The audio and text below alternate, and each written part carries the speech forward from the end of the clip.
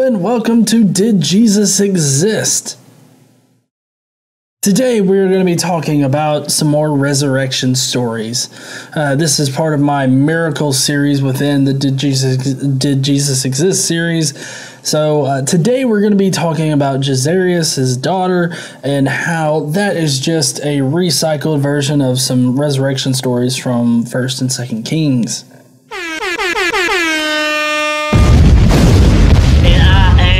Godless engineer, a conscious pioneer, a logic general, a reason brigadier. More bullshit from the pulpit. Meet me in the comment section and you get schooled, bitch. The Godless engineer.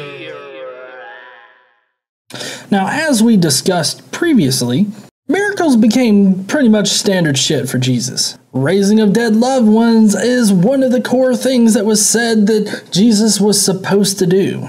And a lot of dead motherfuckers needed raising in order to fulfill the whole foreshadowing of Jesus. This was due to the fucked up understanding of first century Christians, or Jews, whichever. This was due to the fucked up understanding of the prophecies laid out in the Old Testament. Old and new miracles! Today we're going to talk about how the resurrection of Jairus' daughter in Mark, Matthew, and Luke has a direct relation to the 1st and 2nd Kings resurrection stories. When Elisha reached the house, there was a boy lying dead on his couch. He went in, shut the door on the two of them, and prayed to the Lord. Then he got on the bed and laid the boy mouth to mouth, eyes to eyes, hands to hands. As he stretched himself out on him, the boy's body grew warm.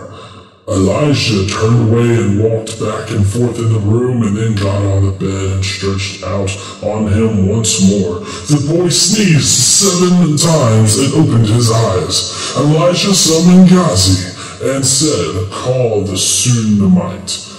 And he did. When she came, he said, "Take your son." She came in, fell at his feet, and bowed to the ground. Then she took her son and went out. In Mark 5, Matthew 9, and Luke 8, Jairus, whose name means he will awaken.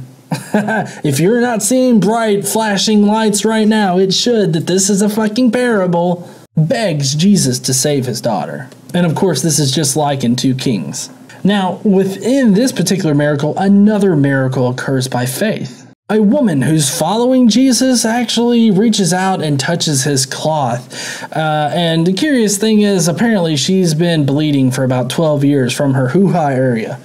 She touches Jesus with the weird inclination that just groping this sexy man meat is going to, heal her bleeding vagina. Surprise! It did. Jesus, after noticing and acknowledging the woman who has been healed just by touching his dirty laundry, goes on to save the 12-year-old girl. And of course, they pin the Walking Dead series with Robert Kirkman. Intercalation! Now, there's a very important note to make concerning this particular story. The bleeding woman story that occurs in the very middle of this miracle story about the 12-year-old girl is a key indicator of an intercalation happening. And these intercalations happen all over the Gospels. With every intercalation story, there's an allegorical meaning to this story. And we're going to get into this now.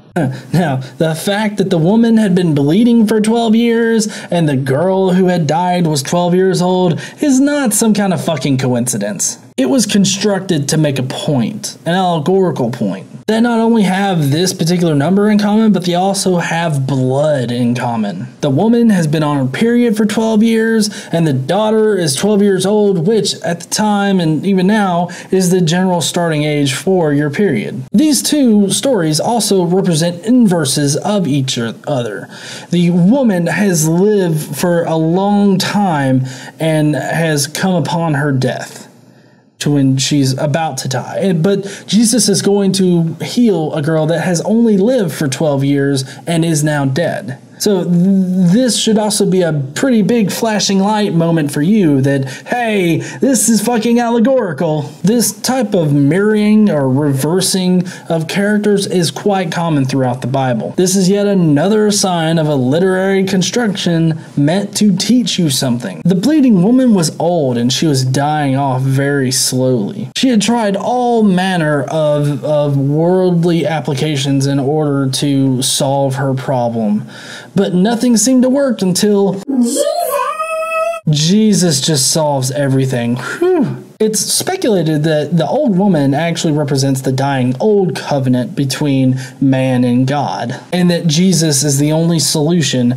to this particular problem. Stating that by faith she is healed implies that faith in Jesus is all that is needed to attain this kingdom of heaven, and is the only way to remove the old covenant. Of course, the blood even makes this more so relevant because of the fact that with the old covenant you have to slaughter fucking animals and shed their blood and shit because God loves blood, right? Even though he never comes down here himself, he always sends his lackeys. Now, there are a number of similarities between this Jairus Daughter miracle story and the miracle stories in 2 Kings. Both the canonical Gospels and Kings has the prophet learning of the dead girl on the way to the body. Both of these stories have the prophet seeking alone time with the body. Necrophilia. Nah, Jesus is the perpetual virgin.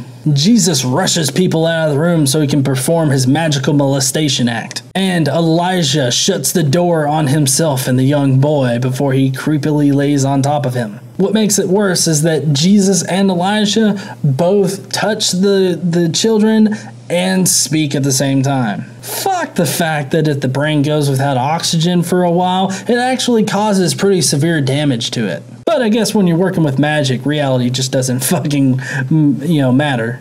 Finally, in Mark, the parents say that they are ecstatic with great ecstasy. And in 2 Kings, they say, ecstatic with all this ecstasy. Different, but not really. Thank you for joining me today on Did Jesus Exist? I hope you will join me next week when we continue our miracle stuff.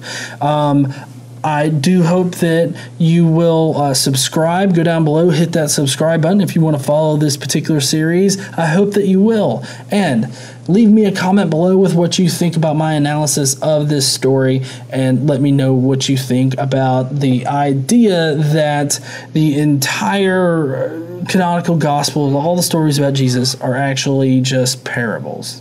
I would love to hear your thoughts about that. Leave them down below. I'll see you next time.